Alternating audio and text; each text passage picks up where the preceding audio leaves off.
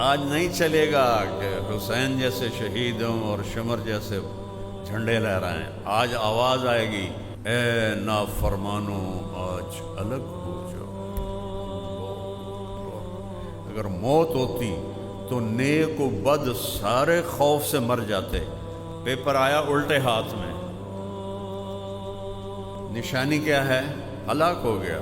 ہے یہ میرا پیپر میرے الٹے ہاتھ میں کس نے پکڑا دیا؟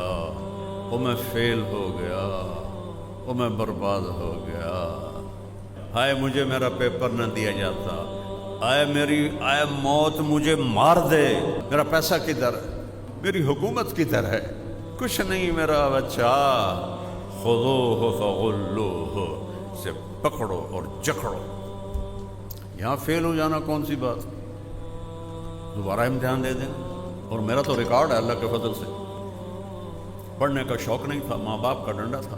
گورنمنٹ کالج میں وہ جو فائنل ایئر سے پہلے پیپر ہوتے ہیں، اب بھی ہوتے ہیں، تو وہ میرا پورے پاکستان میں ریکارڈ ہے کہ گورنمنٹ کالج جیسے ادارے میں فائنل ایئر سے پہلے جو پیپر تھے اس میں 1000 میں سے میرے 90 نمبر آئے تھے.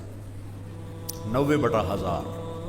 اور میں ایسا مطمئن نہیں، میں گل ہی کوئی نہیں. میں کہ روٹی تو گھروں لگ دی ہے، فیل بھی ہو گیا تو کیڑی گل، ڈاکٹر نام ہی بنے تو کیڑی گل. تو یہ وہ امتحان نہیں ہے کہ فیل بھی ہو گئے تو کوئی بات نہیں ہے. فیل ہوگا تو کہے گا ہائے موت آ جا. ہارون رشید پہنچا یہ مشہد جہاں امام رضا علیہ السلام کا مزار ہے، انہی کے احاطے میں اس کی قبر تھی. وہ چنگیز خان کی فوج نے مٹا دی تھی. تو یہاں پہنچا تو بیمار ہو گیا. بیمار ہوا تو طبیب نے کہا بچنے کی امید کوئی نہیں. 48 سال عمر. کہنے لگا میری قبر کھودو.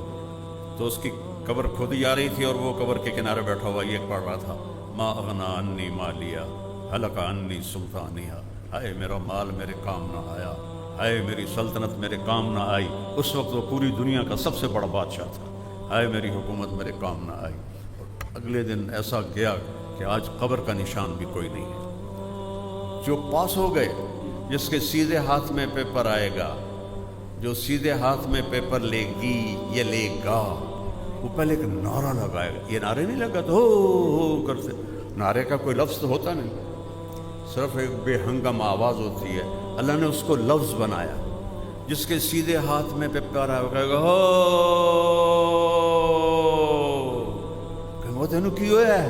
یہ میرا پیپر دیکھو، وہ میں پاس ہو گیا. پاس ہونے کا کیا مطلب؟ میں آگ سے بچ گیا، جہنم کی آگ سے بچ گیا.